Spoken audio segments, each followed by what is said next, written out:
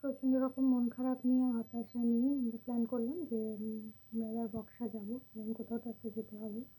এদিকে সেদিন এতটাই রোদ ছিল যে আমি মানে রোদে পুরো পুড়ে গেছি। আমরা বলতে সবাই পুড়ে গেছি। আর এদিকে আমার রোদ একদম সহ্য হয় না। আমার মনে হচ্ছিল শরীর দিয়ে পুরো ধোঁয়া বেরোচ্ছে। তাই আমার বরকে একটু বলে দিয়েছিলাম, আমার কি গালগুলো কি ফুলে ফুলে গেছে নাকি, কালো হয়ে গেছি আমি? তো যাই হোক, স্বভাবতই পতিদেব বললেন না, কারণ হ্যাঁ তো বলা যাবে না।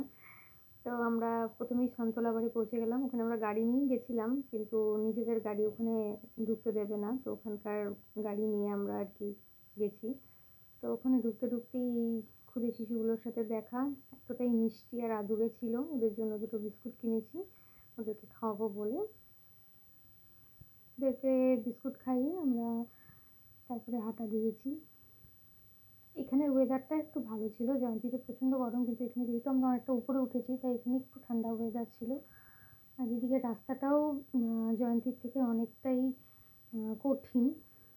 আমার আর পা চলছিল না, কিন্তু এদিকে মনে আবার প্রচুর ইচ্ছে। তো যাই হোক, সবাই হাঁটা দিলাম। ওই 1 ঘন্টার মতো লাগবে যেতে। আশেপাশের দৃশ্যটাও ভীষণ সুন্দর ছিল, ওয়েদারটাও এখানে বেশ ভালো ছিল। তো যাই হোক, একটু গল্পগুজব করে ল্যাদ খেতে খেতে আমরা চলে গেলাম। বাকি সব কিছু নেক্সট ভিডিওতে।